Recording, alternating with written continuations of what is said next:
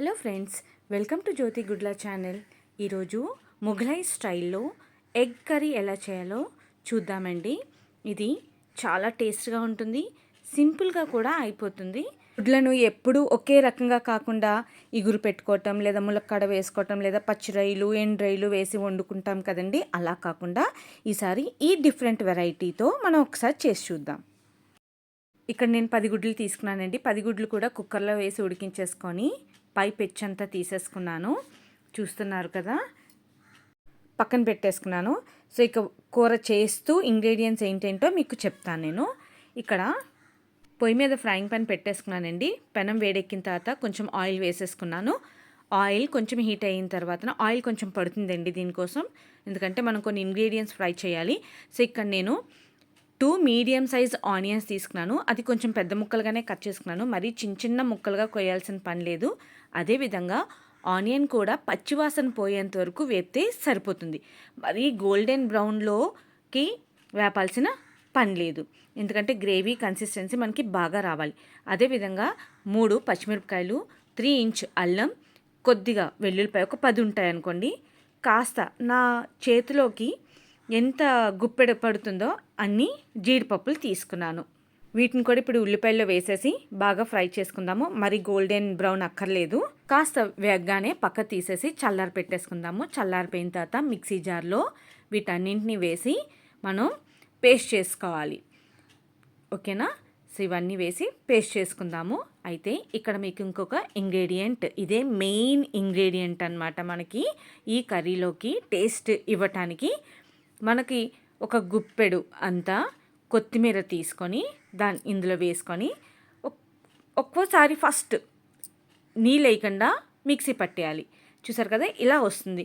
ఇంకా కోర్సుగా ఉంది కదా, పూర్తిగా పేస్ట్లా అవ్వలేదు కదా. ఇప్పుడు కొంచెం అంటే కొంచెం వాటర్ వేసుకొని అప్పుడు పేస్ట్ చేసుకోవాలి. కొంచెం వాటర్ వేసిన తర్వాత ఇగో ఈ కన్సిస్టెన్సీలో వస్తుందండి. ఇలా ఉండాలండి. ఓకేనా? సో మన పేస్ట్ రెడీ అనమాట. ఇప్పుడు ఈ పేస్ట్ని పక్కన పెట్టేసి గుడ్లకు, మనం ఉడికించిన గుడ్లు ఉన్నాయి కదా, ఇలా ఘాట్లు పెట్టి పొయ్యి మీద మూకుడు పెట్టేసి గుడ్లన్నీ కూడా కొంచెం వేగిన తర్వాత పసుపు, కారం వేసి ఇలా వేపుకొని పక్కకు తీసేయాలి. నెక్స్ట్ అదే సేమ్ మూకుట్లో ఈ మనం చేసుకున్న గ్రేవీ ఉంది కదా, అది ఆయిల్లో వేసి ఫ్రై చేసుకోవాలి. మీకు కనుక గ్రేవీ కొంచెం ఎక్కువ కావాలి అనుకుంటే ఇప్పుడే వాటర్ వేసుకొని కొంచెం ఉడికించుకోవాలి, మరిగించుకోవాలి. ఈ లోపు నేను అది ఉడికే లోపు ఏం చేశానంటే, నా దగ్గర ఫ్రెష్ క్రీమ్ ఉంది.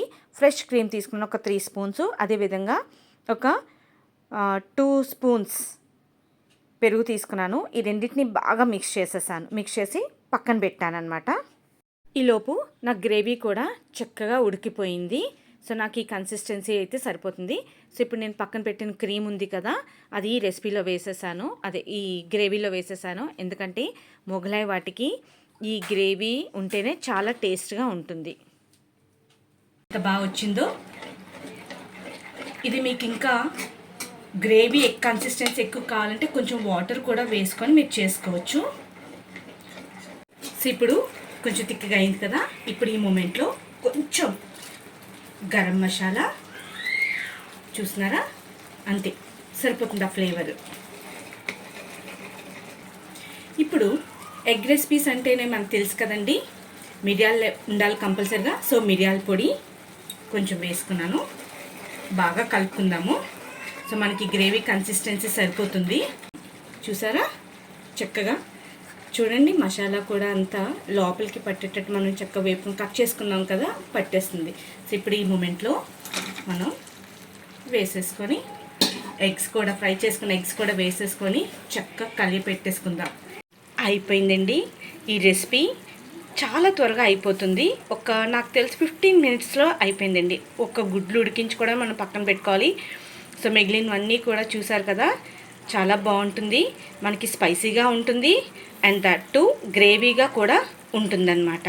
చూసారా, కలర్ఫుల్గా ఉంది కదా. మీకు కావాలంటే కొత్తిమీర వేసుకోవచ్చు.